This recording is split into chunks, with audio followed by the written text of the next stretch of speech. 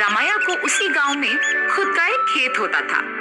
उस खेत में वो फसल उगाता था और उससे आए हुए पैसों से अपना घर चलाता था।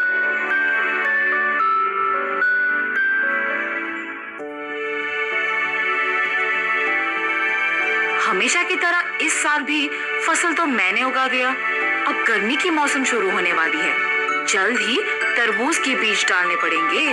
ऐसे सोचकर तरबूज के बीज लेके अपने खेत की ओर जाता है। अरे रे, मैं तो भूल ही गया कि इस साल गांव में पानी नहीं है। मुझे अपने खेती के लिए पानी कहीं से भी लाना होगा, वरना इस साल मैं अपना घर नहीं चला पाऊंगा। ऐसे अपने आप में सोचते हुए दुखी होता है। इतने में उसके पड़ोसी खेत का मालिक विश्वनाथ रामैया को देख उसके पास आता है। अरे रामैया, इतना क्या सोच रहे हो कि मेरा आना भी देखा नहीं तुमने?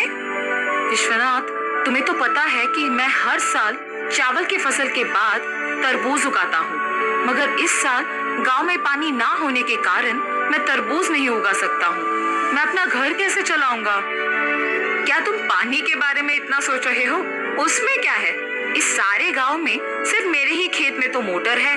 मेरे मोटर का उपयोग करके तुम हमेशा की तरह अपने खेत में तरबूज उगाओ।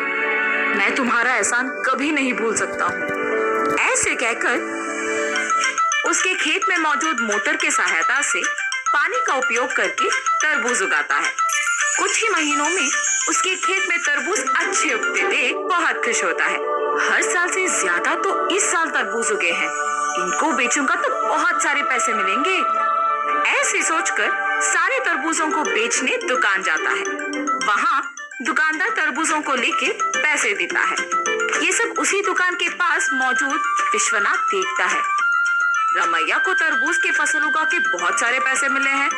मेरे पानी देने के वजह से ही ये उसके लिए मुमकिन हुआ है, इसीलिए आए हुए पैसों में आधा हिस्सा मुझे मिलना चाहिए। इसके बारे में मुझे रामैया से पूछना होगा। रामैया, मेरे पानी देने की वजह से ही तो तुम इतने तरबूजों को उगा सके हो।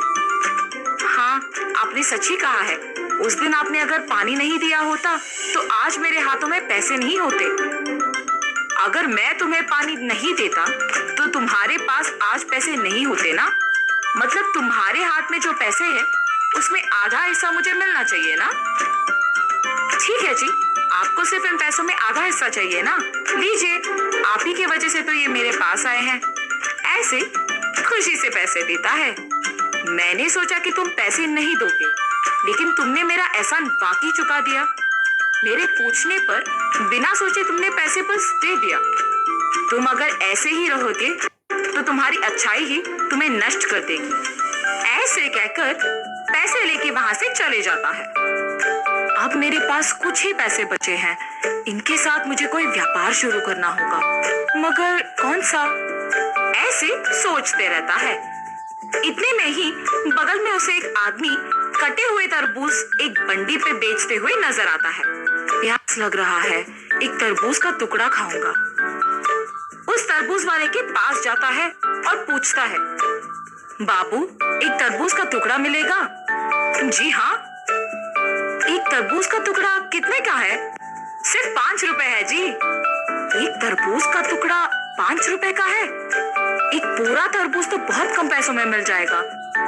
मैं मेरे पास के सारे पैसों से तरबूज खरीदूंगा और उन्हें ऐसे टुकड़े बना के बेचूंगा। ऐसे मुझे बहुत पैसे मिलेंगे। तुरंत उसको पैसे देके उसके पास के सारे तरबूज लेके जाता है। उन तरबूजों को एक बंडी के ऊपर रख के उन्हें अच्छे टुकड़ों में काट के बेचने लगता है। ऐसे उसका व्यापार